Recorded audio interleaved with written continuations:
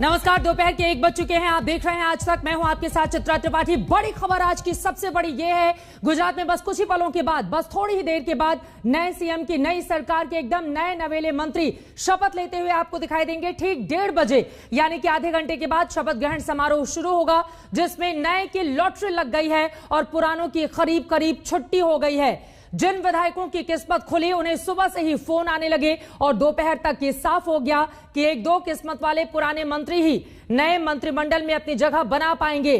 Party ने vote bank के नजरिए को मंत्रिमंडल में ज्यादा तवज्जो दी है, जिसके तहत सबसे ज्यादा मंत्री पाटीदार वर्ग से बन रहे हैं। आपको याद भी होगा 2017 में पाटीदार वर्ग ने ही सबसे ज्यादा मुश्किलें पैदा कर दी थी भारतीय जनता पार्टी के लिए, और इसी वजह से न सिर्फ इस बार पाटीदार चेहरे को सबसे बड़ी कमान सौंपी गई, बल्कि मंत्रिमंडल में भी इस बात का खासा ध्यान रखा गया है। सिर्फ 28 मिनट बाकी है, जैसा कि आप टीवी स्क्रीन पर देख रहे हैं, और तमाम वो नए चेहरे आपको दिखाई दे रहे हैं जिन्होंने सुबह सुबह आकर न सिर्फ मीडिया के कैमरे के सामने मुस्कुराते हुए अपनी तस्वीरें दी, बल्कि अपनी बातें भी कही हैं। जो नए सीएम के नए मंत्री होंगे उनके नाम आपको दिखा रहे हैं। मोरबी से ब्रिजेश मेरजा हैं, राजकोट पूर्व से अरविंद जी को टिकट दी गई है। किरण सिंह राणा है जो कि लिमड़ी सीट से आते हैं। नरेश पटेल हैं गढ़देवी सीट से, इनको जगह दी गई है इस मंत्रिमंडल में। हर्ष संघवी जो सूरत मजूरा, सूरत आपको याद होगा जिसने भारतीय जनता पार्टी के लिए मुश्किलें पैदा की थी, क्योंकि वहां पर हम सब ने एक बड़ा आंदोलन भी देखा था पाटीदारों का और व्यापारियों का भी।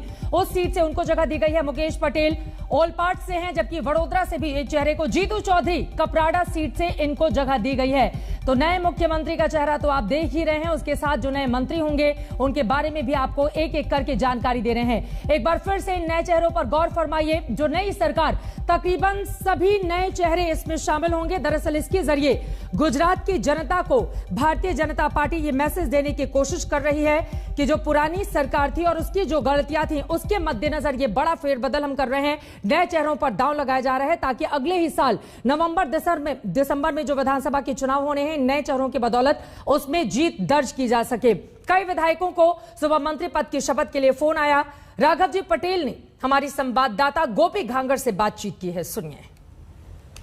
मेरी पार्टी का प्रेसिडेंट आदरणीय श्री CR पाटिल साहब ने मुझे फोन कर अभिनंदन दिया और बोला कि आपको शपथ लेना है। कोई भी पार्टी की रणनीति तो चुनाव के लिए ही होती है, चुनाव जीतने के लिए, और हमारी पार्टी ने तय किया है कि अगली विधानसभा में हम 182 सीटों के दृष्टिकोण से इलेक्शन लड़ेंगे। इसीलिए हम 182 सीट गुजरात में विधानसभा में भाजपा के पाले में आए, इस दृष्टि से काम करेंगे। मेरे ख्याल से कोई लोग बगावत नहीं कर रहे हैं, सबको काम मिलेगा। और ये भाजपा पारिवारिक पार्टी है, थोड़ा मोड़ा किसी को असंतोष होगा तो हम साथ मिलकर निपट लेंगे, लेकिन ऐसी मेरे दृष्टि से कोई असंतोष की बात मेरा ख्याल में नहीं है। मुझे लगा कि कांग्रेस में तो गुजरात में कभी भी शासन आएगा नहीं। हमें जो काम करना है, हमारे पास जो अनुभव है, वो सब हम लोगों के लिए जो काम कर सके, इसके लिए भाजपा ही बेहतर पार्टी है। इसके लिए हम भाजपा में आए, भाजपा वालों ने मुझे स्वीकारा, टिकट दी और आज मंत्री भी बनाया। इसलिए मैं भाजपा का पूरा आभारी हूँ। आधे घंटे के पहले हमारे प्रदेश अध्यक्ष जी CR पाटिल जी ने मेरे को फ़ोन करके बताया था आपका मंत्रिमंडल में समावेश होता है। मैं बहुत खुशी हूँ, लेकिन जो मेरे को जो दायित्व मिला है वो दायित्व पूरी तरह से गंभीरतापूर्वक मैं निभाऊंगा और प्रजा की जो सुखाकारी है इसके बारे में जो हमारी सरकार की जो सूचनाएं मिलेंगी, ये सूचना मुझे मैं काम करूंगा। 22 के चुनाव को बस 1.5 साल का वक्त है, लगता है कि 1.5 साल इनफ रहेगा? बिल्कुल रहेगा, बिल्कुल रहेगा। और खास करके क्या क्या मुद्दे रहेंगे जो आप लोगों के बीच में ले जाएंगे? वैसे तो मैं ट्राइबल पॉकेट में से आता हूँ। हमारे ट्राइबल के लिए तो ज़्यादा प्रश्न भी रहते हैं, और ये प्रश्न में मेरा सहयोग कैसे रहे वो ऐसा ही मेरा काम रहेगा, इसमें कोई टेंशन नहीं। ये बताइए नरेश भाई कि इस बार साउथ गुजरात के और खास करके ट्राइबल्स जो है उनको ज्यादा मौका दिया गया है मंत्रिमंडल में, क्या कहेंगे आप उसको लेकर? हम लोग पूरे ट्राइबल जिनके ऊपर जो जिम्मेदारी है, सभी लोग हम पार्टी के आभारी है कि पहली बार मेरे ख्याल से अभी तक 3 लोगों के पास फोन आया है और 3 को जवाब। कौन कौन है वो? जीतू भाई और कुबेर भाई डिनोर। तो आपने सुना, यकीनन जिन नए चेहरों पर बीजेपी ने दाम लगाया है वो काफी ज्यादा खुश और गदगद दिखाई दे रहे हैं, अपने नए दायित्व के लिए पूरी तरह से तैयार। और इसी पर बातचीत करने के लिए इस वक्त हमारे साथ मेरे सहयोगी प्रभु चावला जुड़ चुके हैं, एडिटोरियल कंसल्टेंट है आईटीजी के, और इसके साथ अहमदाबाद से गोपी घांगर हमारे साथ जुड़ी हुई हैं, सुधीर रावल जी हमारे साथ जुड़ चुके हैं जो कि राजनीतिक विश्लेषक के तौर पर हैं। सबसे पहले गोपी, आपका रुख करते हुए किस तरह की चहल पहल दिखाई दे रही है, क्योंकि अपने आप में भारतीय जनता पार्टी के ये नए नवेले चेहरे बहुत ज्यादा उत्साहित दिखाई दे रहे हैं। आसपास की तस्वीरें हमारे दर्शकों को दिखाइए, क्योंकि अब आधे घंटे से भी कम का वक्त बाकी है इन नए मंत्रियों के शपथ ग्रहण में। बिल्कुल चित्रा, आपको बता दूं कि अभी आधे घंटे से भी कम वक्त बाकी है। यहाँ पे सारी तैयारियां हो चुकी है। आप देख सकते हैं यहाँ पे जो मंच है वो सज चुका है, जो लोग हैं वो आ चुके हैं। लेकिन चित्रा, हमें जो हमारे सूत्रों से जानकारी मिली है उस जानकारी के मुताबिक अभी भी शपथ ग्रहण में जो 1:30 बजे का वक्त है उसमें देरी हो सकती है, क्योंकि मनाने का दौर अब भी जारी है। कई सारे पूर्व मंत्री मानने को तैयार नहीं है, उनको मनाने का जो दौर है वो अब भी जारी है। इसमें करीब आधे घंटे से ज्यादा का वक्त लग सकता है, और यानी 1:30 बजे का जो टाइम था वो करीब 2 बजे के आसपास का हो सकता है। इस तरीके की जो जानकारी है वो हमें मिल पाई है। साथ ही बीजेपी के जो कार्यकर्ता है वो सारे यहाँ पे पहुंच चुके हैं। जो मंत्री है ये सारे ऐसे चेहरे हैं जो पहली बार मंत्री बनेंगे, और इनके कई ऐसे नेता है जिनके नाम भी हमने पहली बार सुने, क्योंकि आदिवासी ट्राइबल इलाके के जो एमएलएज है उनको अब मंत्री बनाया जा रहा है। करीब 4 ट्राइबल नेता को मंत्री बनाया जा रहा है, यानी 19% जो आदिवासी वोट बैंक है उस पे नजर बीजेपी गड़ाए बैठी हुई है। और दक्षिण गुजरात की अगर बात करें, क्योंकि आम आदमी पार्टी का सबसे ज्यादा असर दक्षिण गुजरात में देखने मिला था, तो दक्षिण गुजरात से करीब 8 लोगों को मंत्री बनाया जा रहा है। तो वैसे में ये सबसे बड़ी खबर होगी, क्योंकि 8 मंत्री सिर्फ दक्षिण गुजरात से, और उसमें भी 4 आदिवासी ट्राइबल मंत्री बनाना, ये बहुत बड़ी बात है। सौराष्ट्र से 7 लोगों को चुना गया है। गोपी, मैं चाहूंगी पीछे की तस्वीरें दिखाइए, और जरा जो कार्यकर्ता आपको दिखाई दे रहे हैं उन लोगों से अगर बातचीत भी आप कर पाए, क्योंकि ये जो मान मनोबल का दौर जारी है ये अपने आप में बेहद दिलचस्प हो जाता है। कल हम सब ने देखा था किस तरह से शपथ ग्रहण की खबरें कल आई, लेकिन उसको आज के लिए टाल दिया गया। उसके बावजूद नाराजगी अभी कम होने का नाम नहीं ले रही है। जो कार्यकर्ता वहां पर मौजूद हैं या फिर कोई नेता, उनसे बातचीत कीजिए। कैसे चलेगी फिर सरकार अगर इस तरह की रहेगी नाराजगी तो?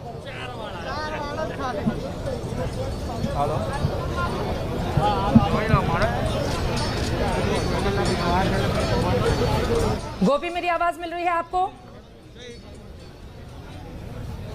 बिल्कुल चित्रा, आप ये दृश्य देख रहे हैं, ये जो शपथ ग्रहण समारोह के दृश्य है वो है। सारे लोग यहाँ पे आ चुके हैं, लोगों का जो जोश है वो काफी ज्यादा है। लेकिन जिस तरीके की नाराजगी है, और खास करके ऐसे मौके पे, कल हमारी कई राजनीतिक विशेषज्ञों के साथ बातचीत हुई, उनका ये मानना है कि इससे पार्टी में एक नई ऊर्जा आएगी, क्योंकि ज्यादा से ज्यादा युवाओं को लेने का इसमें प्रयास किया गया है। जो युवा चेहरे हैं उनको लेने की लिए गए हैं, जिसकी वजह से पार्टी को एक नई ऊर्जा देने की कोशिश की जा रही है। जो नो रिपीट थ्योरी है, और बीजेपी ने ये नो रिपीट थ्योरी जो है वो इससे पहले म्युनिसिपल कॉर्पोरेशन के चुनाव, जो स्थानीय निकाय के चुनाव है, उस सब में अपनाया था, और उसमें उनको काफी अच्छी सफलता भी मिली है।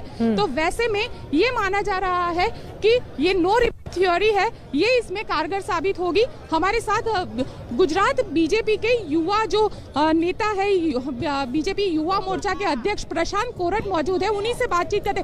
प्रशांत, ये बताइए, इस बार काफी नए चेहरे को मौका मिला है, यूथ जो है आपका वो उत्साहित है?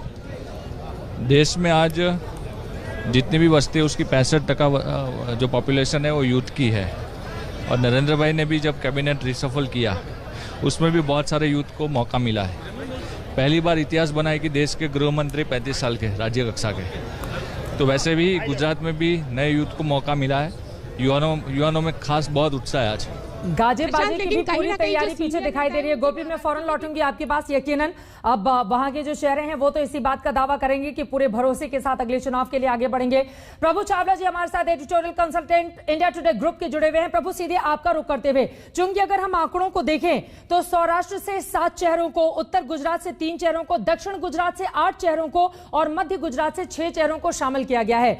एक तरीके से पूरे के पूरे मंत्रिमंडल को बदल डालो, कुछ इसी तर्ज पर बीजेपी गुजरात में आगे चली है। संकेत, संदेश इसके क्या आप पढ़ पा रहे हैं इसमें? और इसके साथ ही जो नाराज लोग हैं उनको मनाने की चुनौती भी इस वक्त भारतीय जनता पार्टी के सामने है। देखो, पिछली बार जो मंत्रिमंडल बना था उसके अंदर क्षेत्रीय को जो भी लोग होने चाहिए थे उतने परिवर्तन नहीं किए थे उन्होंने। कि देखा था कि 99 सीट्स को लाई थी, इसलिए कुछ एक ही क्षेत्र के ऊपर ज्यादा जिम्मेवारी लगाई गई थी। क्योंकि अब चुनाव आ रहा है तो क्षेत्रीय केंद्रीकरण जितना भी होगा, डिसेंट्रलाइजेशन होगा, उतना ही वोटों की ज्यादा संख्या उनकी बढ़ेगी। कई क्षेत्रों में उनके वोट बहुत कम पड़े। अगर आंकड़ा देखेंगे कई क्षेत्रों के अंदर बीजेपी को बहुत कम वोट मिले थे, हालांकि जीते कहीं एक जहां नहीं उम्मीद थी वहां पर ज्यादा वोट मिले थे। तो ऐसा लगता है कि जो पिछली बार रह गए थे, क्योंकि नए चेहरे सारे के सारे आ रहे हैं लगभग वहां पर, तो ऐसे चेहरों को ला करके जो कभी मंत्रिमंडल पे नहीं रहे, मैं एक बात बता दूं, इस मंत्रिमंडल को और इस मुख्यमंत्री के चेहरे को लाने का मतलब यही है कि गुजरात प्रदेश को नई लीडरशिप प्रोवाइड करना है। चाहे वो ट्राइबल से आए, चाहे किसी और जाति से आए, हर तरह के नए लोग जो आने चाहिए जिनके बारे में लोगों को कुछ कहने के लिए बुरा नहीं हो। कि कई मंत्री ऐसे थे जो लोगों से मिलते नहीं थे, कई मुख्यमंत्री भी हमारे ऐसे थे, उनके बारे में शिकायत थी कि वो भी एक्सेसिबल ज्यादा नहीं थे। तो आप जो कह रही हैं कि हर क्षेत्र से प्रतिनिधित्व जो मिला है उसी हिसाब से मिला है कि अगले वोट कहाँ से आने वाले हैं। जहां उनको पिछली बार कम वोट मिलेंगे अगर आप देखेंगे तो वहां का मंत्रिमंडल प्रतिनिधित्व मेरे को लगता है इस बार ज्यादा किया गया है और उसको लेकर के बैलेंस बनाने की कोशिश की है। नेगेटिविटी फैक्टर जहां पर ज्यादा वोट मिले हैं वहां कम होगा और जहां कम मिले हैं उसको कैसे बढ़ाया जाए ताकि टोटल जो है पहले से ज्यादा हो। ये उनकी स्ट्रैटेजी दिखाई इस मंत्रिमंडल के पीछे दिखाई देती है, चेहरे के रूप में भी, जाति के रूप में भी, क्षेत्र के रूप में भी। जहां वोट कम है वहां पर बढ़ाना, जहां कम होंगे उसका कहां पर पूर्ति की जाए, ये एक उनका अर्थमेटिक बैठा हुआ है वहां पर। ये महत्वपूर्ण बात आपकी ओर से कही गई है। यकीनन अब जो जातीय समीकरण साधने की कोशिश की गई है बीजेपी गुजरात की ओर से, उस पर सुधीर जी मैं आपकी टिप्पणी लूंगी क्योंकि काफी महत्वपूर्ण हो जाता है। पाटीदारों ने जिस तरह की मुश्किलें 2017 में बीजेपी के लिए पैदा की थी उसी से सबक लेते हुए इस बार कई पाटीदार चेहरों को और मुख्यमंत्री को भी जिस तरह से बदलकर पाटीदार चेहरा लाया गया भूपेंद्र पटेल को, इसके अलावा मंत्रिमंडल में भी इस जाति के लोगों को खासतौर से तवज्जो दी जा रही है। तो क्या इसके जरिए जो नाराजगी थी उसको कम कर पाने में बीजेपी कामयाब होगी? इस पर हम चर्चा को आगे बढ़ाएंगे। उसके पहले अपने दर्शकों को बता दें, नए सीएम नए चेहरों पर दांव लगा रही है बीजेपी। कुबेर डिंडोर भी मंत्री पद की शपथ लेने वाले हैं।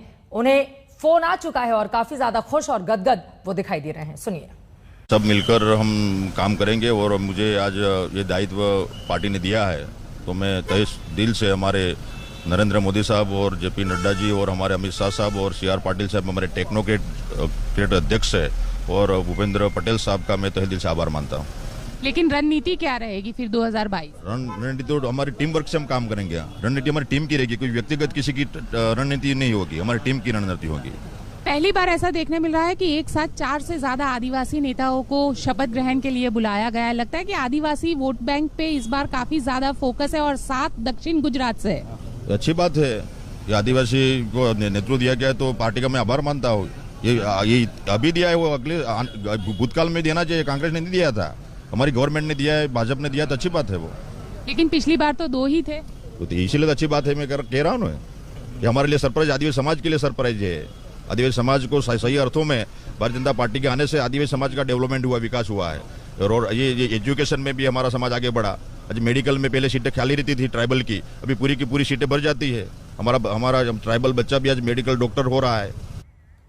कुबेर डिंडोर को आप सुन रहे थे। आदिवासी चेहरों को जिस तरह से आगे बढ़ाया गया है उसको लेकर काफी ज्यादा गदगद वो दिखाई दे रहे हैं और उनका यह कहना है कि दरअसल भारतीय जनता पार्टी है एकमात्र वो पार्टी है जो आदिवासियों की आवाज को बुलंद करने का, उन्हें मजबूती देने का काम करती है। सुधीर जी आपके पास आते हुए, विधायकों की ये जो आवाज इस वक्त सुनाई पड़ रही है इसके क्या मतलब निकाले जाए? उनका यह कहना है, आपने खुद सुना कि किस तरह से कहते हुए दिखाई दे रहे हैं। सुधीर, उनका यह कहना है कि आदिवासी जो चेहरे हैं उन पर दांव लगाकर, पहले 2 थे इस बार 4 कर दिया है, बीजेपी ही आवाज देने का काम कर रही है, तो आदिवासियों को भी लुभाने की कवायद है। चित्रा जी, ये जो पूरा का पूरा जो एक्सरसाइज किया जा रहा है वो चुनाव को मद्देनजर रखते हुए किया जा रहा है।